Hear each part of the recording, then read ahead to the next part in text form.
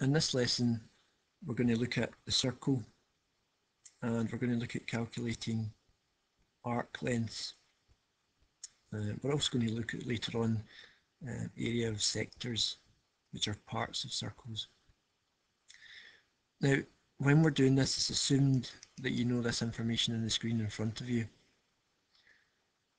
You should already know that c equals pi d to calculate the circumference. That's the distance around the circle. It's just like the perimeter. The circumference is a fancy word for perimeter of a circle.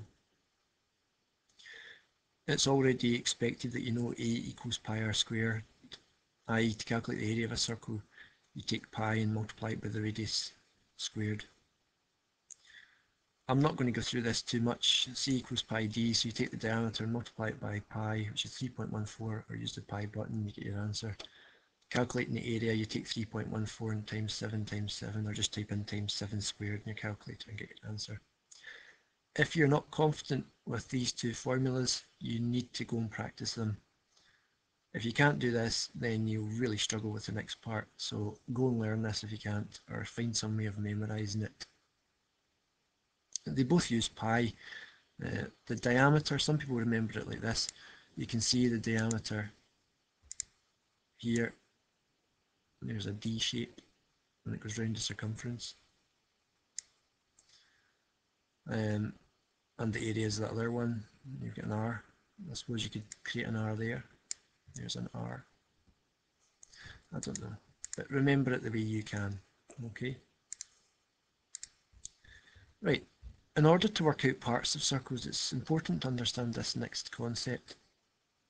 If you've got a chocolate bar and 5 pieces are worth 45 pence, then to work out 2 pieces, you have to divide by 5 to get 1 and times by 2 to get 2 pieces. It's kind of like a direct proportion question. Another way of looking at it is, this is 2/5 of 45 pence, 2 pieces out of 5. And you could write it like that, 2/5 times 45 pence to get your answer. Again, below, looking at this part of the birthday cake, 60 degrees.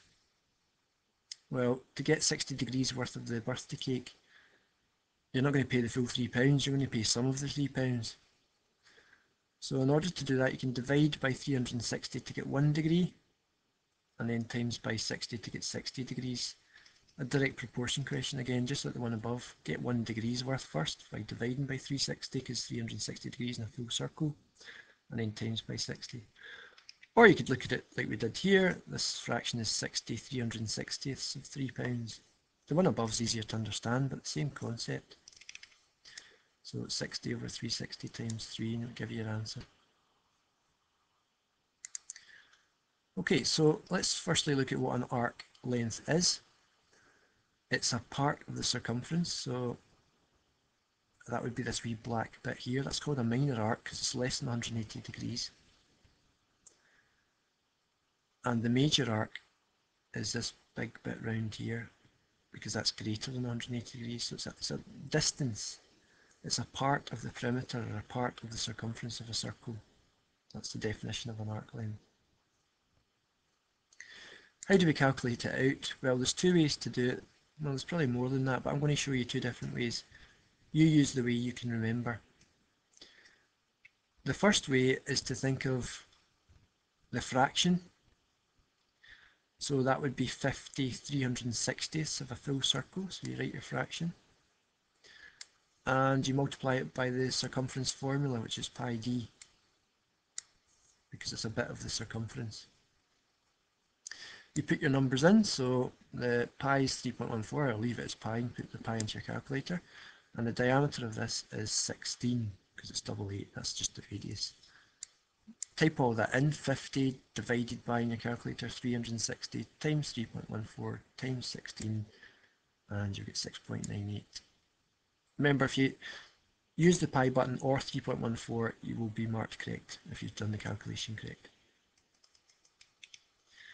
We'll do this one, the major arc. Now that's the larger section here, the blue bit, all the way around, just the distance. So look at your fraction, it's 310 360ths. Again of pi d, because it's the circumference we're talking about, a part of the circumference. put your numbers in, you know what pi is, and your diameter this time is 24. 12 is the radius, diameter is 24. Type it all in, and depending on whether you used pi or 3.14, you get either one of those two answers. Now just quickly I'm going to show you another method. Sometimes people find this easier. Since we're talking about the length, we're talking about an arc, so use c equals pi d to get the full circumference first. Do that first, so 3.14 times 16. And then to get your minor arc, just a wee bit here, you just divide by 360 to get 1 degree and times by 50. Type it on your calculator to get your answer. Again, some people find that easier because they're using c equals pi d first and then just doing a division and times at the end. Same idea under here, use c equals pi d first to work out your major arc. 3.14 times 24, because the diameter is 24, and that will get you the full circumference. But we only want part of it, we only want the blue bit. So take that answer, divide it by 360 and times it by the angle 310, and that's your answer.